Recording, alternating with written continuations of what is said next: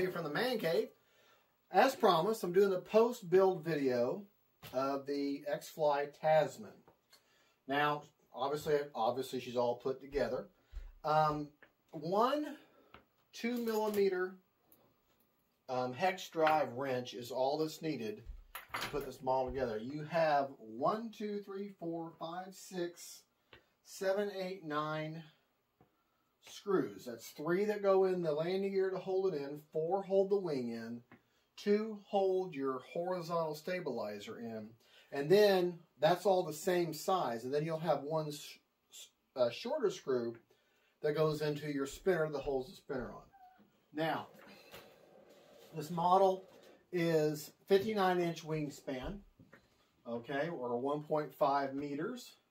I highly suggest you adding you have a hatch here, but the seam is so tight, and this is so well designed. This battery hatch sits on there tightly. There's a little release here, but unless you're wanting to chip up your paint, your foam, put your little piece of tape on there to pull that out. It's clear, you won't see it when you fly it or hear it. And it's just a great little, put a piece of tape, run it there, and then double it over right there. And then you got yourself a hat and a nice little pull. Makes life a lot easier. Plenty of room inside your battery bay. There's my receiver. That's that S603 Spectrum Protocol. Just generic receiver I got from Value Hobby. They're $15.40. I normally don't have any problems with it. It checked out great on this plane. I put one in my X Nova, or my Twin Nova, and which you've all already seen the Maiden on that. I put it in, I took it out one day to do the Maiden, and I had no signal. I've never had a problem with those receivers until just the other day. And I've been preaching about how great they are. Well, I guess I shouldn't have said something, because now I had a problem. So I obviously yanked out that receiver, and I put in a Spectrum receiver in that Twin Nova. And, well, y'all have watched the Maiden. It went great. But as far as this one goes, I have one in here. It took it out, driveway, went all the way more than 90 feet, probably been about 150 feet. Put it in a range mode, a range test, it did just fine. And I've had absolutely no problem with this. I'll be loading up the Maiden, which I'm going to tell you, this post-build video is after the Maiden. I have already Maidened this plane. And I felt like if I'm going to tell you about the plane, about how it performs and how it went together, I'm going to go ahead and fly it too. The Maiden video I will upload after I upload this post-build. But I use that receiver, absolutely no problem at all. On a very strong windy day, this plane handled amazing. The receiver did very well. No problem, no issues whatsoever. So I have already Maiden the plane, but I'll be loading that video up soon. Everything is ball link. You just pop them in. I put everything by the factory settings, which is on the outside connection. I had to put a little bit of trim, mechanical trim in, which all I did is just unpop the ball link and screw them in or out based upon the control surface, and just a little bit of correction on basically on the wing and the elevators. But other than that, it took me 5 minutes. It was just, you just unpop it and screw your ball link in or out to where your control surfaces are all level. It didn't take any time at all. It was very easy. I had to do it in the elevator. The rudder was spot on. Lights are very bright on the wingtips, as you can see. One thing I did notice in the paint, this paint is beautiful, it's bright, but it will easily chip and come off. I don't know which one of the wingtips already have some worn off. So get yourself a can of that polyacrylic. Actually, I've got a can right here. And then just spray this on the model. Give you a nice coating. Just be careful in the hinges. You don't want to get too much in the hinges, because it might just gum up the hinges, and you don't want that. So just be careful in your hinges. But other than that, and you can buy that brush on if you want, but it's going to be really thick then. So the spray is much easier. One can will do, it's about $11 for the can. I can do maybe 3 or 4 models with one can. So it's not bad at all. And that's like a good heavy coats with a spray on. Don't add air to these tires. It landed beautifully. It went wonderfully. I actually had no problem like it feeling like a weird bumpy sound on the runway. I didn't hear that at all. It was just, don't add. There's plenty of air. They're fine, just the way they are. I ended up doing 100% throws with 30% expo all the way around, and she did wonderfully. The prop was already balanced. Just like the Glass Star, I didn't have to balance the prop at all. It was spot on. Both of them were. Not so with the Twin Nova. One of them was badly out of balance. But with the Glass Star, which I consider to be the baby brother to this one, and this Tasman, absolutely wonderful. The prop was spot on. All hex drive screws. This is the screw in here is the only one that's shorter. And you get one extra screw. And they're all, I don't know, about 1 inch long. I don't know if you're going to be able to see on the camera or not. I dropped it. They're about 1 inch long. You get one, you'll have one extra wing screw that I just dropped. But, oh, one thing you're going to want to do. See these cotter pins that hold the wing in? Do yourself, you see how I pulled that out, but it took a little bit of effort.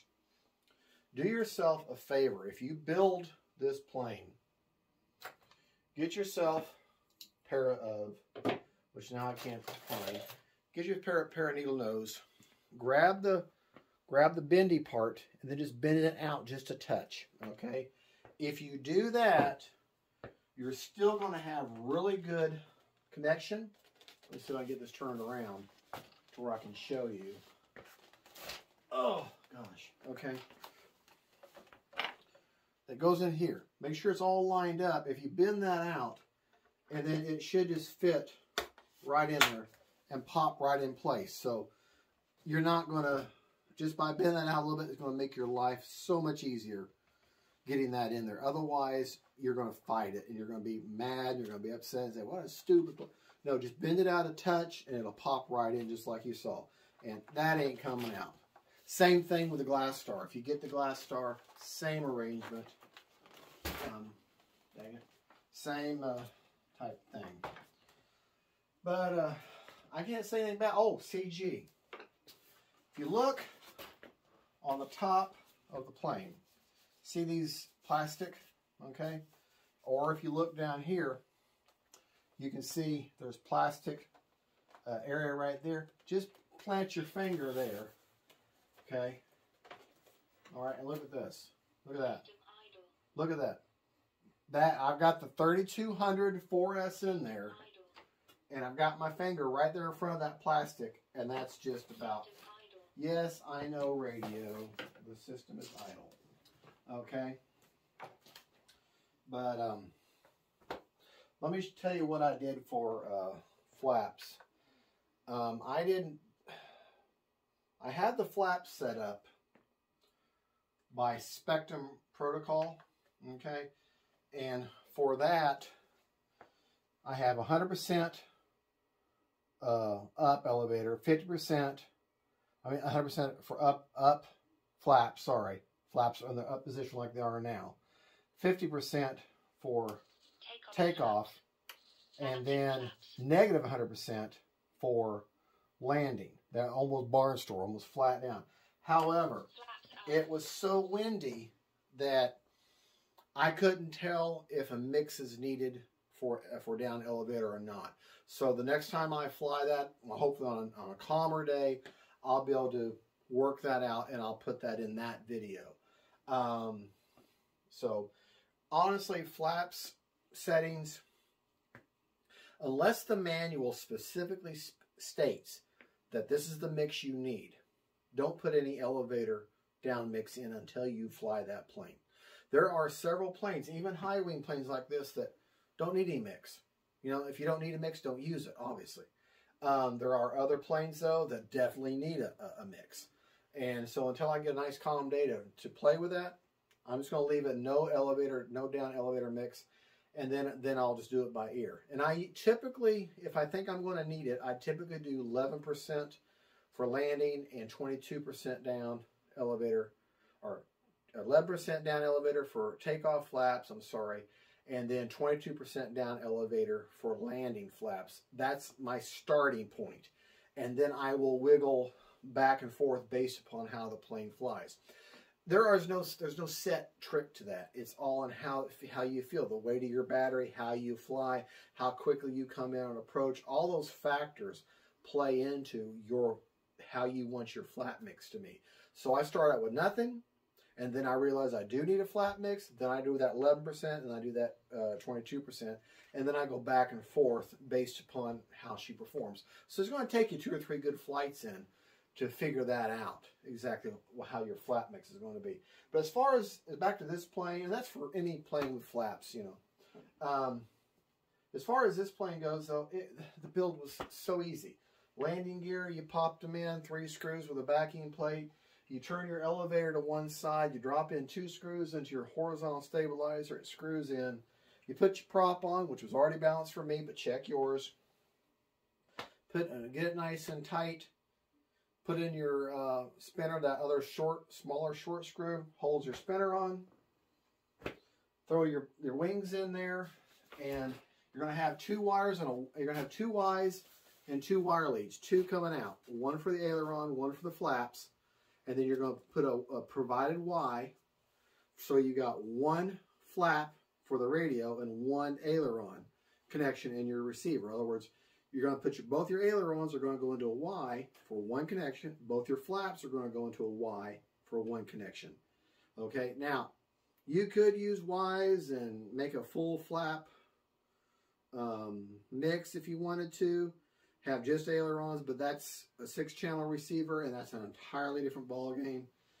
You probably could work out crow. You can do whatever you wanted to do, but the 2 Ys are provided.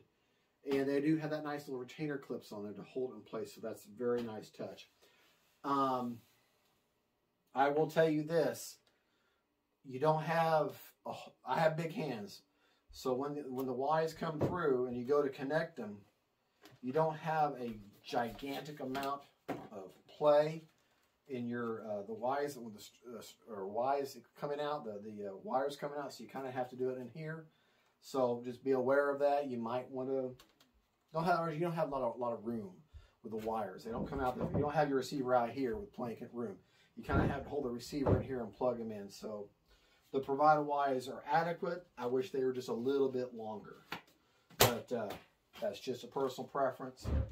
But she flew amazing. I'll be loading up the Maiden video for this directly after I prepare this video and load it up.